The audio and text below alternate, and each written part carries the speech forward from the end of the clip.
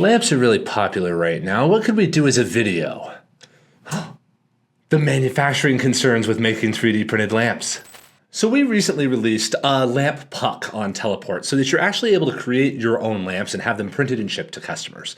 But there's a lot of concerns around the design of 3D printed lamps that we'd like to go through in this video around how to design this without having to rely on things like slicer settings in order to make sure that you have a good result. Because you don't always have control of the slicer settings, and as more and more products are made on demand, it's really important to make sure that your CAD and your 3D modeling is what enables the lamp to look amazing. So let's go ahead and dive right in. The very basic information of all of this is to just make sure that you have the item shelled. Make sure that it is hollow and has a wall no thicker than about 1 millimeter.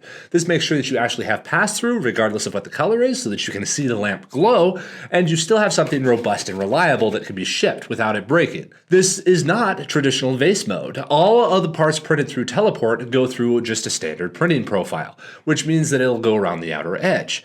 So you have to actually shell the part. You can't just upload a monolithic ball and expect it to turn into something that's viable for a lamp.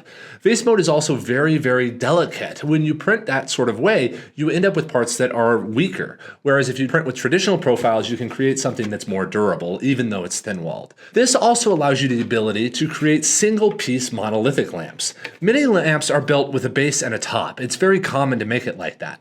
But when you're using a standard single profile throughout the entire lamp, you're able to merge the shade into the base. So the base is able to have features designed into it in order to make it solid and rigid and reliable and able to mount to the puck inside of there. And then the rest of it can be thin where you want it to. And this creates some really interesting situations that we'll get into a little bit later on because you can better control where the light ends up. So whenever you're trying to print something like this, just make sure that you have a 25% infill, 0.2 layer height, and a 2 wall thickness, and you will be ready to test out and prototype for something like Teleport. So the one sneaky part about all of this is the seam. The seam itself does still appear. The seam is set to the rear of the part when it's uploaded to a service like Teleport.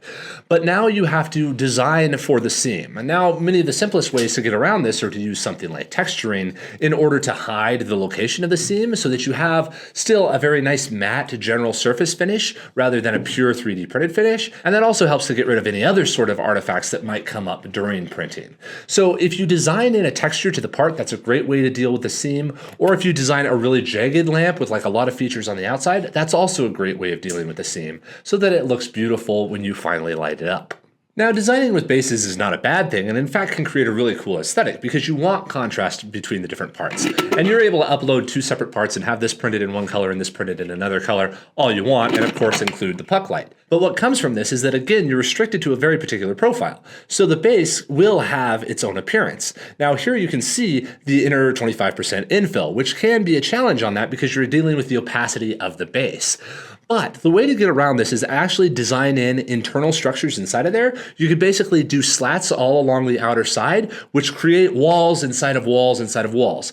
Basically a 0.2 millimeter cavity inside of there that's basically like another sleeve inside of that and another sleeve inside of that, so that you create the layers of an onion. That way, again, you're no longer dependent on slicer settings in order to create a reliable part. Now, this circular shade brings up a really interesting situation because it has a uniform thickness all the way around. It is 1 millimeter thick all the way around, including on the top, which means that now you have this lighting artifact because the top is a perfect overhang. It's totally flat, and a printer cannot print that. Even with support underneath there will be some amount of distortion on something like this. So how do you avoid those types of situations? Well, a few subtle ways of doing it is to actually vary the thickness of the inside so that it starts out as 1 millimeter, it stays 1 millimeter, but then it starts to get a little bit thicker up at the top so that there's more meat there so that you don't have one layer fall away and you get this bright spot at the top that looks a little rough and nasty. Again, also using texturing applied to this can also help to disperse that so that you have kind of a thicker outer wall that breaks up these types of artifacts. That way you don't have to worry about the print being absolutely immaculate because people will see everything on this orb. You can use that texture to diffuse it around and make it look really, really beautiful. Another way of dealing with these overhangs is to eliminate them entirely. Here in this case, this is a single monolithic print printed entirely with the same profile all the way through, but of course it's transparent through here and opaque up here.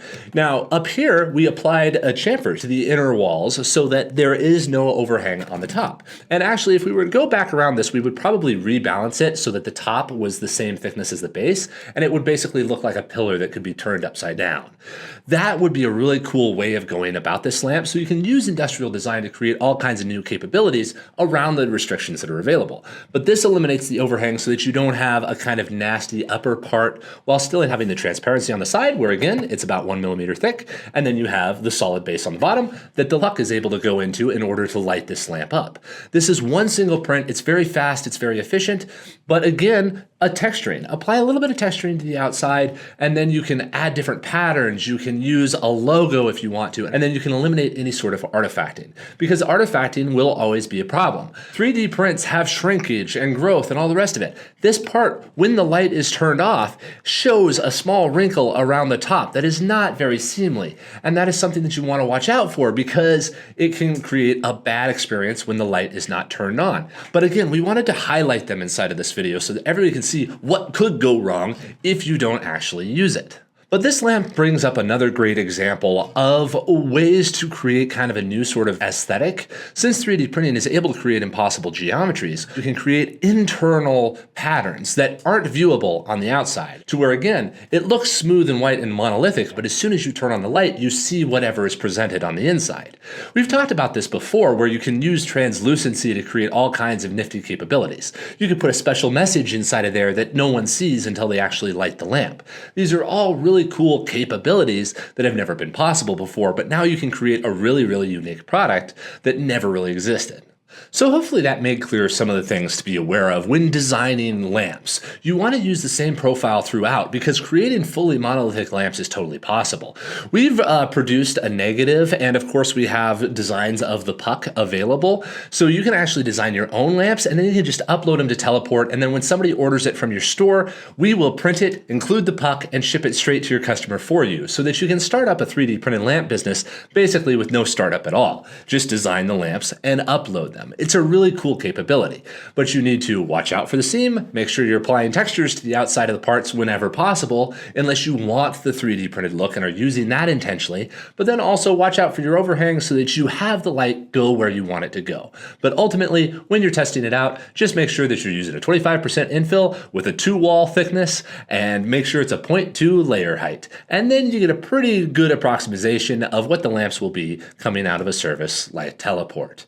This is a really cool capability. It's never been possible before for people to just create products and then upload them that other people can have and own and feel special. You can create customized items. You can upload thousands of SKUs. It's a really cool capability that's never been available before, and we're really excited to share it with you and share the ways of creating products that can really take advantage of this new technology. Have a great day, everybody.